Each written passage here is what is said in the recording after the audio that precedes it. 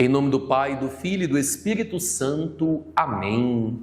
Irmãos e irmãs, sejam todos muito bem-vindos ao Mistério da Redenção. Nessa quarta-feira, 3 de setembro, colho vocês com muita alegria. Se inscreva no nosso canal, deixe aí aquele gostei e compartilhe essa homilia. Hoje o Evangelho é São Lucas no capítulo 4, de 38 a 44. Naquele tempo, Jesus saiu da sinagoga e entrou na casa de Simão.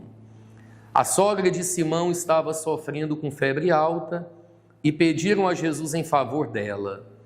Inclinando-se sobre ela, Jesus ameaçou a febre e a febre a deixou. Imediatamente ela se levantou e começou a servi-los. Ao pôr do sol, todos os que tinham doentes atingidos por diversos males os levaram a Jesus. Jesus colocava as mãos em cada um deles e os curava. De muitas pessoas também saíam demônios, gritando: Tu és o Filho de Deus.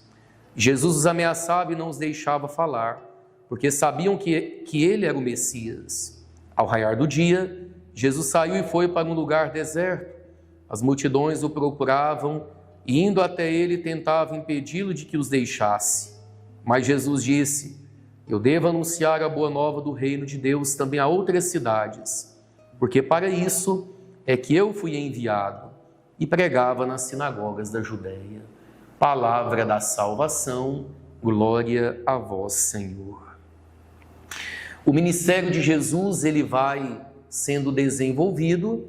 Jesus, ele vai pregando, anunciando, levando o Evangelho, que é Ele mesmo, que é a boa nova do reino de Deus, a todas as pessoas.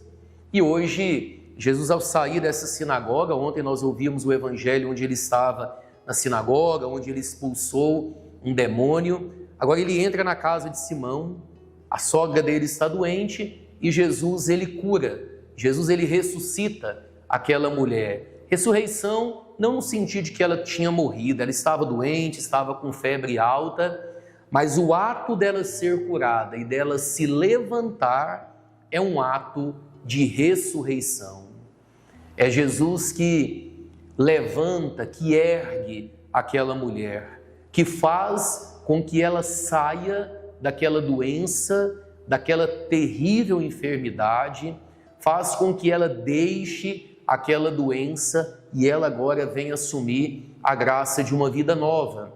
E a vida nova é a vida que Jesus dá para ela.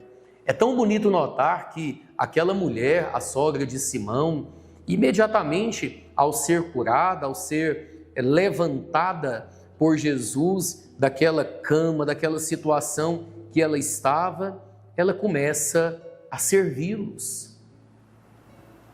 Ela não vai deitar de novo, ela não vai ficar parada, ela não fica estagnada. Aquele que é curado, aquele que é tocado por Jesus, ele serve, ele se coloca à disposição, ele estende a mão, ele estende o coração. Essa pessoa está ali para quê? Para poder ajudar, para poder servir, para poder se doar, para poder fazer o bem para com as outras pessoas. E assim, a sogra de Pedro, ela nos ensina, curados para servir. Uma vez que Jesus está presente na minha vida, uma vez que Jesus está do meu lado, o que é que eu preciso fazer? Servir com amor, me colocar à disposição do outro.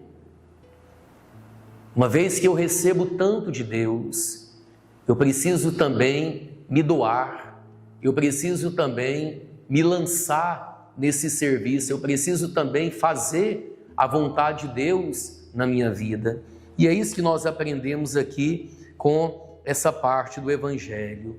Curados para servir, curados para nos doar um pouquinho mais. E mais uma vez, os demônios estão proclamando que Jesus é o Filho de Deus. Por que Jesus manda eles calarem?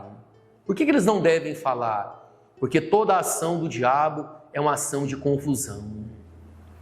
O diabo, mesmo sabendo que Jesus era o Filho de Deus, mas ele não muda a conduta dele.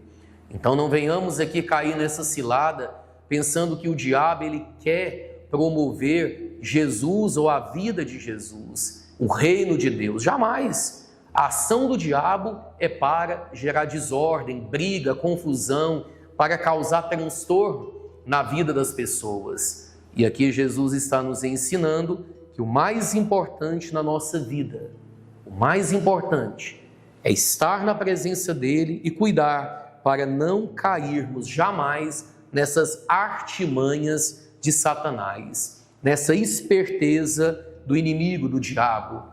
Não é? Vamos sempre ouvir a voz do Senhor, caminhar na presença dele, fazer a vontade dele e, é claro, cada dia mais evangelizar na força e na moção do Espírito Santo de Deus que nos é também enviado. Que Deus abençoe você, a sua casa e a sua família, em nome do Pai, do Filho e do Espírito Santo. Até amanhã, se Deus quiser.